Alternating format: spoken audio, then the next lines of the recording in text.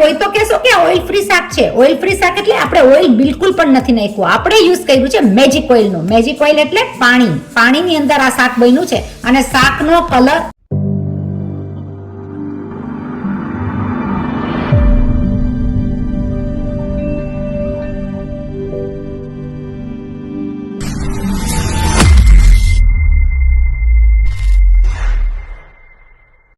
ચલો આપણે આજે શાકની તૈયારી કઈ કરીએ. આપણે જે શાક બનાવવાના છે મિક્સ વેજીટેબલ, લીલી મજાની લસણ નાખીને, લસણ સાથે આપણે કૂટેલું લસણ નાખીને, વટાણા નાખીને શાક બનાવશું. એટલું સરસ મજાનું. અને આ શાકની અંદર આપણે તેલ યુઝ નથી કરવાના. એ આપણી મેઇન વસ્તુ છે. તો ઓઇલ ફ્રી શાક મેજિક વસ્તુથી કરશું, જેમાં ઓઇલ નહીં પડે પણ શાક થશે એકદમ સ્વાદિષ્ટ. તમે કંઈ પણ નહીં શકો કે એ શાકની અંદર તેલ નથી. પણ આપણે એ મેજિક વસ્તુ શું લેવાના છે? તો આપણે લેવાના છે પાણી. મેજિક પાણીથી આપણું બનશે આ શાક અને એકદમ સ્વાદિષ્ટ બનશે, એની ગેરંટી. તમારે જે પણ શાક અંદર મિક્સ કરવા હોય એ તમે શાક લઈ શકો. તો હું લઈ લઈશ ભૂંગળ મરચા, બટેટા, ફૂલકોબી, રીંગણું અને આપણે ગ્રેવી કરી નાખશું ડુંગળી અને ટમેટાની. આપણે કાપીને લઈ લેશું કાંદા. સાથે કાપી લેશું ટમેટા. ટમેટા, કાંદા, લસણની કરશું પેસ્ટ.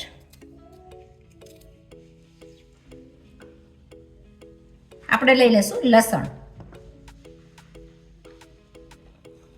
આ વસ્તુની આપણે કરી નાખશું પેસ્ટ. આપણે ઓઇલ ફ્રી તડકા માટે ગરમ પેન ઉપર લઈ લેશું થોડું એવું જીરું. જીરું સાથે હું લઈ લઈશ એક તેજપત્તું. તેજપત્તા સાથે સ્વાદ વધારવા હું લઈ લઈશ 2 એવા લાલ મરચા. જીરું જેવું ચટકે એટલે ખબર પડી જાય કે આપણા શાકનો વઘાર આ થઈ ગયો છે.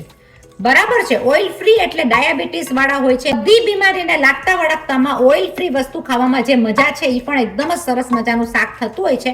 હું આ ઘણી ફેરે કરતી હોઉં છું. તો તમે જુઓ આપણો વઘાર એકદમ સરસ થઈ ગયો છે. એમાં આપણે લઈ લેશું, એકદમ સરસ કલર પણ ચેન્જ થઈ ગયો છે અને આપણો વઘાર બહુ સરસ સુગંધ આવે છે. લઈશ જરાક એવી હિંગ, કારણ કે ભાઈ રસોઈ તો આપણે હેલ્ધી જ કરવાની છે. એની સાથેના શાકમાં હું લઈ લઈશ રીંગણા, લઈ લઈશ બટેટા, આપણા ભૂંગળ મરચા લાલ અને લીલા. એની સાથે હું લઈ લઈશ થોડી એવી ફૂલકોબી. આ બધા ઝીણા ઝીણા કાપેલા શાકને આપણે અંદર લઈ લેશું. આપણું મેજિક ઓઇલ લઈ લેશું 2 ટેબલ સ્પૂન જેટલું અને આપણે એને થવા દેશું, મોઇસ્ચરમાં પાકવા દેશું. આ શાક પણ તમને તેલ નથી નાખી એની ખબર જરા પણ નહીં પડે અને શાક થશે એકદમ જ સ્વાદિષ્ટ. આપણે એને પાણીની થાળી મૂકી અને ચડવા દેશું. તો તમે જોઈ શકો છો આપણે લઈ લીધી છે પાણીની થાળી. આપણે એને ચડવા દેશું 5 થી 7 મિનિટ માટે. આપણે કાપેલા શાકનું કરી નાખશું પેસ્ટ. લીલું લસણ આપણે લઈ લેશું ઉપરથી એમનેમ જ્યારે શાક ચડતું હશે. ઘણાને ડાયાબિટીસનો, પ્રેશરનો, સુગરનો, તેલ ન ખાવા માટેનું રીઝન એ છે કે હેલ્થ માટે રિલેટેડ જીમ જતા હોય. આજકાલની ભાગાદોડીની લાઈફમાં કોલેસ્ટ્રોલ હોય છે. તો આ શાક હું ઘણી ફેરે બનાવતી હોઉં છું અને તમે જોજો આ શાક એકદમ જ સ્વાદિષ્ટ થશે. તમે ગમે એ શાક એમાં લઈ શકો. એની સાથે હું આની કરી નાખીશ પેસ્ટ. આપણા શાકની ગ્રેવી એકદમ જ સરસ થઈ ગઈ છે. જ્યાં સુધી આપણું શાક ચડે છે આપણે કરી નાખી છે ગ્રેવી, એટલે સોર્ટ ઓફ થઈ જશે પંજાબી શાક સાથે મિક્સ વેજીટેબલ શાક. ચલો ભાઈ આવી જઈએ શાકની આગળ કે આપણું શાક કઈ પરિસ્થિતિમાં છે. તો આપણે પાણીની થાળી લેશું એક બાજુ અને આપણે એને ચડવા દેશું ધીમા તાપે. થોડું ઘણું આપણું શાક સરસ મજાનું ચડી ગયું છે. આપણે ચડવા દેશું એને ધીમા તાપે એકદમ સરસ રીતના બીજી 3 થી 4 મિનિટ. થતું હશે ત્યારે આપણે નાખી દઈશું આની અંદર લીલું લસણ. લસણ ભાઈ હેલ્થ માટે પણ સારું અને સ્વાદ પણ સરસ મજાનો વધારશે. તો મેં લઈ લીધું છે થોડું લીલું લસણ. આ ઝીરો ઓઇલ કુકિંગ બહુ જ સરસ થતું હોય છે. હેલ્થ રિલેટેડ, છોકરાઓ માટે, ફેમિલી માટે હેલ્ધી. અને આની અંદર બિલકુલ પણ તેલ નથી પણ શાક આપણું બહુ સરસ રીતના ચડે છે. તો આપણે લઈ લીધું છે આપણી મેજિક ઓઇલ. મેજિક ઓઇલની અંદર આપણું શાક ચડે છે અને મેજિક ઓઇલ છે આપણું પાણી. ફેમિલી રિલેટેડ આ શાક બહુ જ સરસ થતું હોય છે. તમે આ રેસીપી જરૂર જોવા માટે સબસ્ક્રાઇબ કરજો મારી ચેનલને. આપણે કરી નાખશું બધો મસાલો. ચલો ભાઈ, શાક તો બહુ સરસ રીતના આપણું ચડે છે. આપણે એની અંદર કરી નાખશું આપણો બધો મસાલો. તો હું લઈ લઈશ અડધી ચમચી હળદર, અડધી ચમચી જેટલું ધાણા જીરું, 1 ચમચી જેટલી મરચાંની ભૂકી.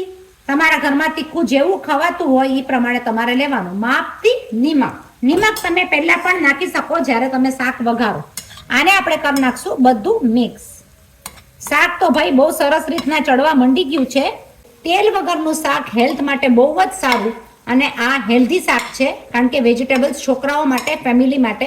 તો આપણે આ બધું મિક્સ કરીને એની અંદર નાખી દઈશું પાછું આપણું મેજિક ઓઇલ.